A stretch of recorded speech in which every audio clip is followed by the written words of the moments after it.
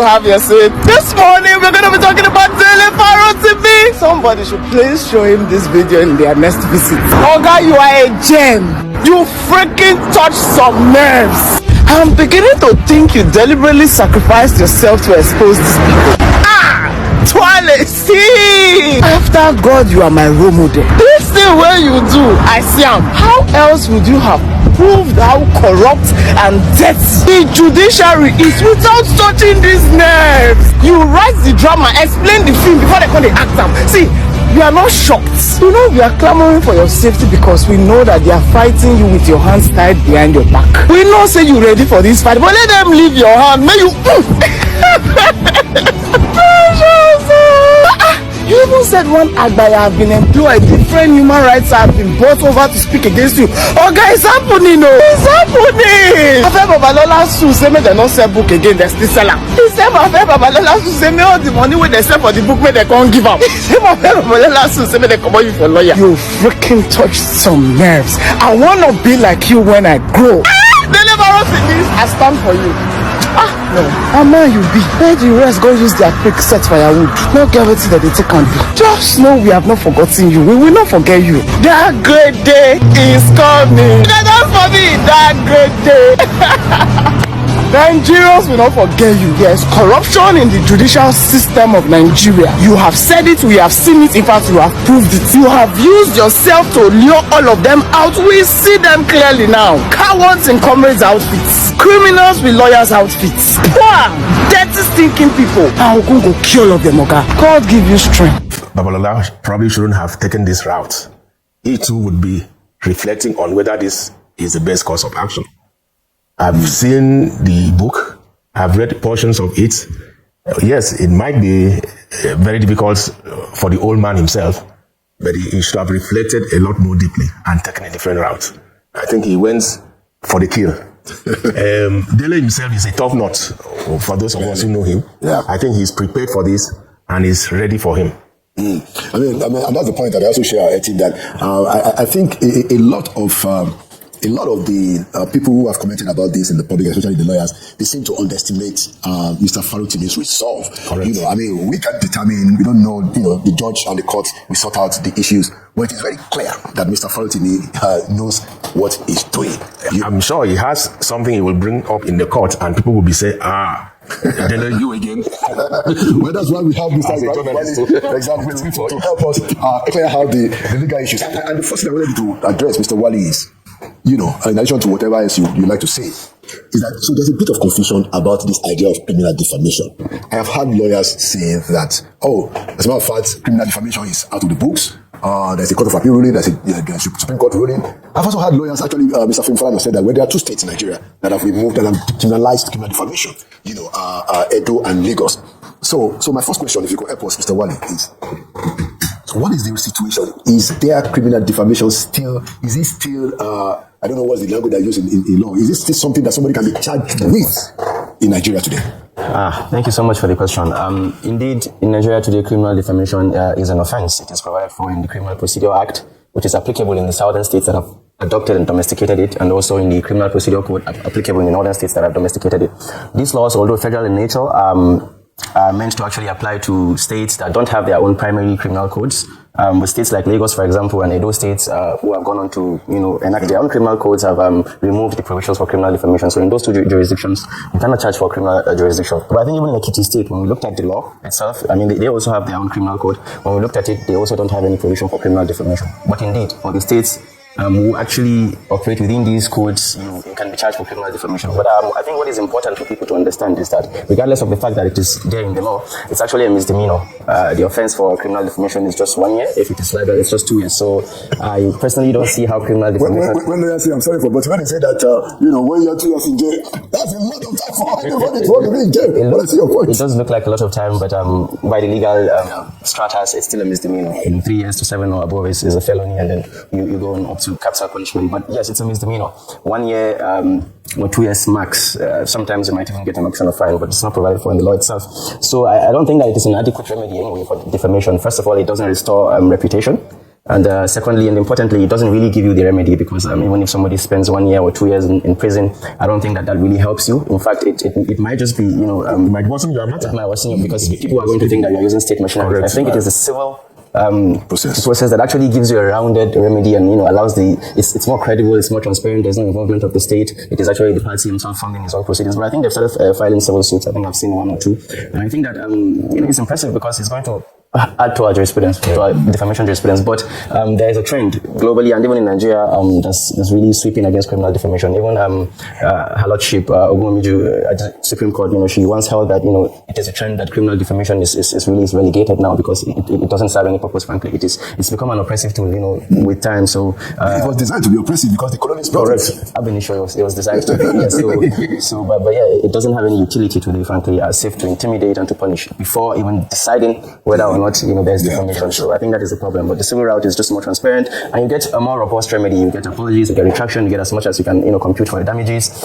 And it's just you can also get decisions to destroy the publication, to damage the publication, to stop the publications and stuff like that. All of these remedies you can really only get in a civil court. And then obviously you give the person the chance, the opportunity, the fair hearing to come and see if they can justify their assertions. If not, the court is going to make its decision. But I think the criminal routes already is taking the criminal route is more emotional and it's logical, because it doesn't help, it doesn't restore. And if you look at social media reactions, you'll see that that criminal route is why maybe Chief is finding the media decision a little bit difficult. All right. So let me take you to Mr. Etin. So, you have read the book. I have read the book too. But do you think that the reputation of the judiciary itself with the Nigerian people, and I think even lawyers and judges have also spoken to this. I think it was the retired Justice Jatijo. Even Amina Oji, that ruling that she gave over the Bayelsa case, where she did accuse 2 leading lawyers, whose name I won't mention, just to respect them.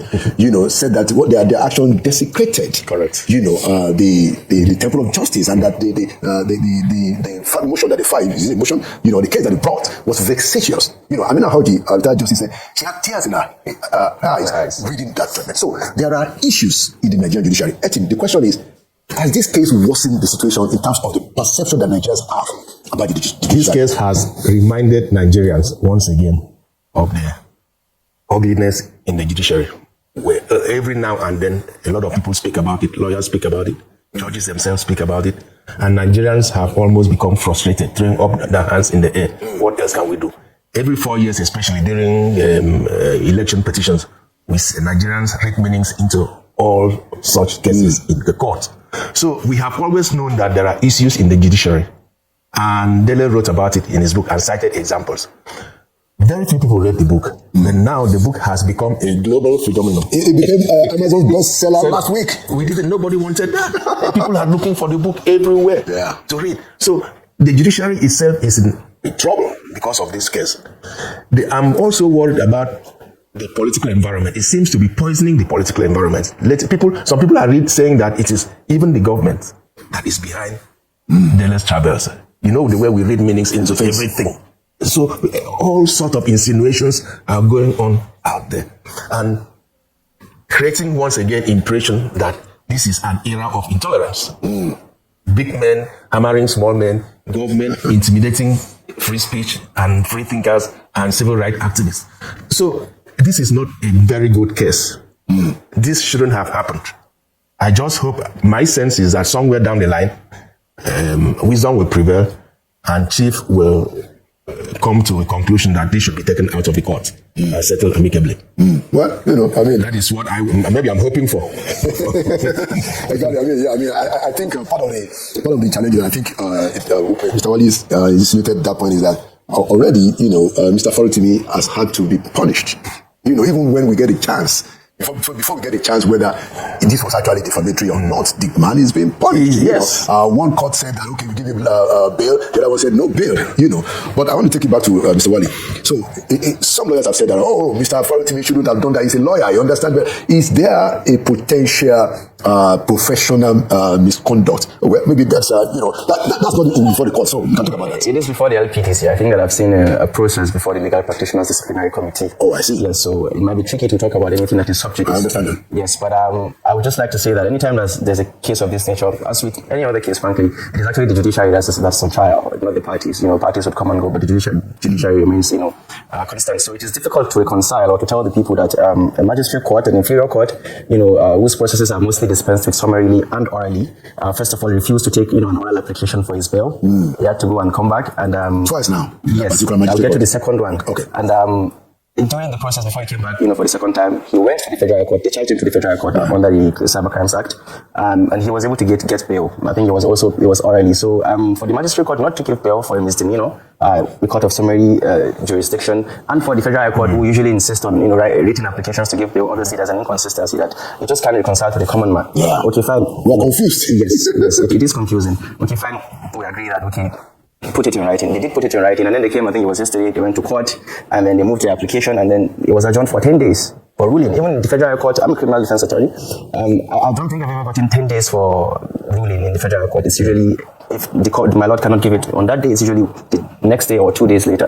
That is even in the federal court where, there are applications, there are affidavits, counter affidavits, and, it's a court of superior court, and the court is going to have to look into the facts before coming to a decision. So I'm surprised that a magistrate is going to adjourn the matter for 10 days for ruling on bail. I've never seen that before, frankly, and I don't think that augurs well for the perception of the judiciary.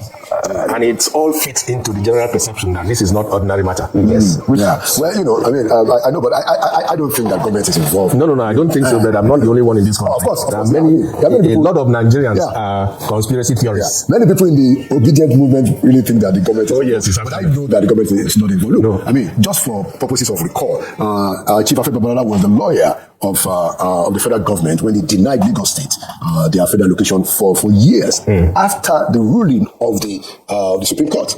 Chief Babalola was, one of the legal advisors of General Obasanjo was president. So I don't think that they're going to be dandy with President Tinubu, because that was a real blow. If Governor Tinubu then wasn't innovative, they could have run down the state because they denied them their location. So all those stuff changes, but people should remember that. When we're talking about the reality is that I don't think there's anything that has happened yet to suggest government interference. I don't think that anything that has happened yet is outside the capacity of a private person in Nigeria. I think most private people, if they know their way, if they have the resources, I think that they can do the same things. And it's one of the problems with the system, obviously. So the presidency or the government doesn't have to actually be involved before you can invoke all these machineries that have been invoked. And especially for someone like Chief, I don't think that he needs any presidential backing to fight this. Absolutely. Thank you so much, Mr. Etimetim and Mr. Ibrahim Wali, for your contributions. Our time is fast spent. Thank you for coming to the resources. So, guys, one thing that must be clear to the Nigerian people is that the judiciary need a sort of reforms. I mean, these are judiciary. There is a whole lot of corruption going around and inside the judiciary. We know that the retired justice once told Nigerians that if he should really open up on what is happening in the judiciary, that people will weep. I mean, people will cry.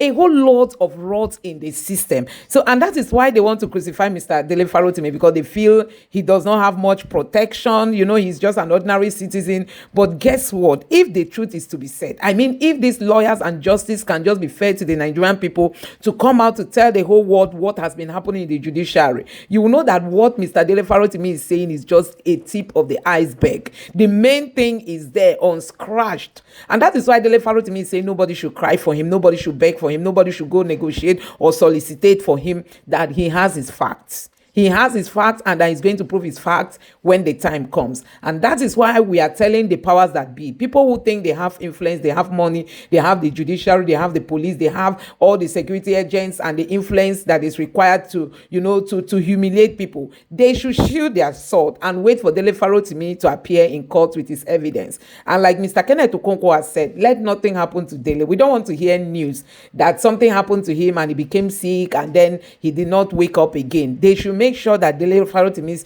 life is well protected until he's given the chance to speak up and to present his fact, because he has told Nigerians that he has his fact. We should just follow due process, bring him to court and allow him showcase what he has as fact. So guys, and that is what is making them to panic. That is what is making them to be afraid, because they know that if Dele should open up, a whole lot of things will be seen. I mean, like the people who say that when the wind blows, the foul nya should be seen better. That is where we are today, and that's what they are trying to prevent. But But guess what?